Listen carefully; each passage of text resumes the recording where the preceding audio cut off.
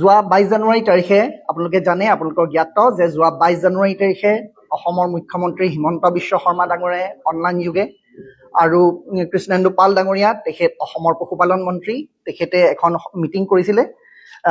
CP group যিটো চাৰ্ভেন পোকফেন group advantage আছামৰ গইনালৈ যিসকল আহিছিলে গুৱাহাটীলৈ আৰু তেখেতসকলৰ লগত এখন মুৰ্গী পালন কুকুৰা পালন তাৰ ওপৰত বিনিয়োগ কৰাৰ কাৰণে চিন্তা চৰ্চা কৰিছিলে, এই বিষয়ে এক ঘোষণা কৰিছিলে। প্ৰায় তেনেকুৱা ধৰণৰ ক্ষেত্ৰত অৰ্থাৎ পশুপালনেই হওক বা যিবোৰ ক্ষেত্ৰ কৃষিৰ লগত জড়িত ক্ষেত্ৰই হওক ইয়াৰ বিৰোধিতা কৰি আহিছোঁ। কাৰণ এনেকুৱা আমাৰ যিহেতু তৃতীয় বিশ্বৰ দেশ, আমি উন্নয়নশীল দেশ, আমি কৃষিৰ ওপৰত নিৰ্ভৰশীল, আমাৰ নিচিনা দেশ আমাৰ নিচিনা জাতি এটাই সদায় এনেকুৱা বিষয়ত আমি নিজে কাম কৰিব পাৰোঁ। কাৰণ আমাৰ কৰ্মোদ্যমী মানুহ আছে, আমাৰ যথেষ্ট জনসংখ্যা আছে, গতিকে আমি এই ক্ষেত্ৰত পশুপালনৰ ক্ষেত্ৰতেই হওক বা কৃষি ক্ষেত্ৰত হওক ইয়াত আমাক সেই পালনৰ ক্ষেত্ৰত কোনো ইনভেষ্টমেণ্ট বা বিনিয়োগৰ প্ৰয়োজন নাই। আমাক বিনিয়োগ লাগে ক'ত টেকন'লজি ইম্প্ৰুভমেণ্ট কৰিবলৈ, অৰ্থাৎ যদি কৃষি ক্ষেত্ৰত কিবা টেকন'লজি ইম্প্ৰুভমেণ্ট কৰি তাৰ উৰ্বৰতা বঢ়াব পাৰি, কিবা তাৰ উন্নত কৰিব পাৰি, কৃষি ক্ষেত্ৰত উন্নত কৰিব পাৰি, পশুপালন ক্ষেত্ৰ উন্নত কৰিব পাৰি, তাত আমি বিনিয়োগ বিচাৰোঁ। অথবা IT চেক্টৰ, টেকন'লজি চেক্টৰ, এইখিনি চেক্টৰত আমি উন্নত কৰিবলৈ বিনিয়োগ বিচাৰোঁ। কিন্তু যোৱা 22 জানুৱাৰী তাৰিখে যি সিদ্ধান্ত অসম চৰকাৰে ল'লে তাত আমি আশ্চৰ্য প্ৰকাশ কৰিছোঁ আৰু আমি বিচাৰিছোঁ, আমি ৰাইজৰ দলে ইতিমধ্যে দাবী জনাইছোঁ যে এই সিদ্ধান্ত চৰকাৰে উঠাই লওক।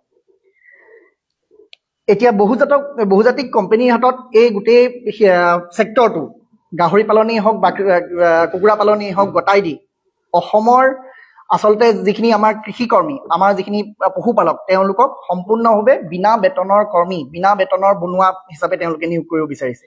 ইয়াক কেনেধৰণে কৰিব বিচাৰিছে তাৰ এক বিশ্লেষণ আজি আপোনালোকৰ আগত দাঙি ধৰিম। আপোনালোকে জানে ব্ৰইলাৰ ফাৰ্মিঙৰ ক্ষেত্ৰত যিটো আগতে আমাৰ গাঁওবোৰত যেতিয়া 20-25 বছৰ আগতে আমি সৰু আছিলোঁ, তেতিয়া আমি আমাৰ অসমৰ যেতিয়া গাঁওবোৰত যাওঁ আমাৰ লোকেল থলুৱা কুকুৰা, থলুৱা হাঁহ বহুত পৰিমাণে পোৱা গৈছিলে। লাহে লাহে সেই আমাৰ খাদ্যাভাস সলনি হ'ল। খাদ্যাভাস কেনেকৈ সলনি হ'ল যে ব্ৰইলাৰ মুৰ্গী আহিলে, বাহিৰৰ পৰা ব্ৰইলাৰ আমদানি হ'ল, লাহে লাহে মানুহে ব্ৰইলাৰ পুহিবলৈ ধৰিলে। তেতিয়ালৈকেও ঠিকে আছিল, ব্ৰইলাৰ আমি মাংস খাবলৈ ধৰিলোঁ, কিন্তু ব্ৰইলাৰ ফাৰ্মবোৰ অসমীয়া মানুহৰ হাতত আছিল, আমাৰ মানুহৰ হাতত আছিল, থলুৱা মানুহৰ হাতত আছিল। কিন্তু লাহে লাহে কিছুদিনৰ পৰা যিটো পৰিৱৰ্তন হ'ল 5 বছৰ 6 বছৰ আগৰ পৰা এনেধৰণকে পৰিৱৰ্তন হৈ গ'ল। গোটেই আমাৰ যিখিনি ফাৰ্ম আছিলে, আমাৰ থলুৱা মানুহৰ ফাৰ্মবোৰ কমি আহিলে আৰু তাৰ সলনি কোম্পেনীয়ে দিয়া কিছুমান ফাৰ্ম আহিবলৈ ধৰিলে। কোম্পেনীৰ কণ্ট্ৰেক্ট ফাৰ্মিং বুলি যিটো কোৱা হয়, অৰ্থাৎ বাহিৰৰ কোম্পেনীবোৰে ফাৰ্ম খুলি দিব, তেওঁলোকে ক'ব যে আমি ফাৰ্মখিনি খুলি দিম, আপোনালোকে ঘৰটো বনাই লওক, যিটো মুৰ্গী মানে ব্ৰইলাৰ পুহিবলৈ যিটো তাৰ ঘৰ হ'ব সেইটো আপোনালোকে দিয়ক, আপোনালোকৰ মাটি হ'ব, আপোনালোকে নিজৰ হাৰ্ডৱৰ্ক অৰ্থাৎ শ্ৰমখিনি আপোনালোকে দান কৰিব আৰু ইয়াৰ পিছত আমি দানাও দিম, মুৰ্গী পোৱালিও দিম, ব্ৰইলাৰ পোৱালিও দিম আৰু আমি কিনি লৈ যাম। এনেইতো আমি অসমীয়া মানুহে ভাল পালোঁ, বা ইমান ধুনীয়া সুযোগ, আমাৰ কোনো ইনভেষ্টমেণ্ট নাই, অকল ঘৰটো বনাই দিলেই হ'ল আৰু আমি নিজৰ কাম কৰিব লাগে।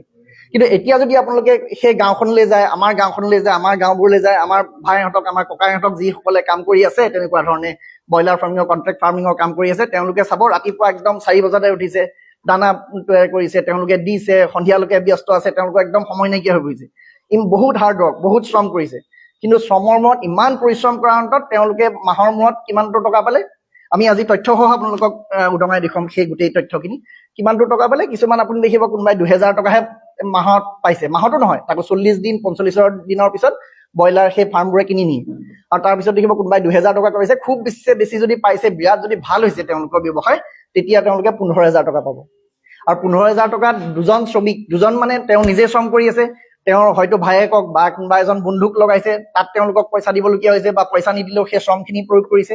ইমানখিনি কৰাৰ পিছত তাৰ ইলেক্ট্ৰিচিটি বিল তেওঁলোকে দিবলগীয়া হৈছে, তাৰপিছত পানী যদি তেওঁলোকে যোগান কৰি লৈছে, পানী যোগানৰ বেলেগকৈ বিল নহয় বাৰু, ইলেক্ট্ৰিচিটিতে সাঙুৰি ল'ব, গতিকে পানীৰ তেওঁলোকে ব্যৱস্থা কৰিছিলে, তাৰ খৰচ আছে। গোটেইখিনি খৰচ মিলাই শেষত তেওঁলোকে ইয়াত লোকচানৰ সন্মুখীন হ'বলগীয়া হৈছে। যিকোনো খবৰৰ বাবে যোগাযোগ কৰক 7099017330 লগতে 7099017110 নম্বৰত।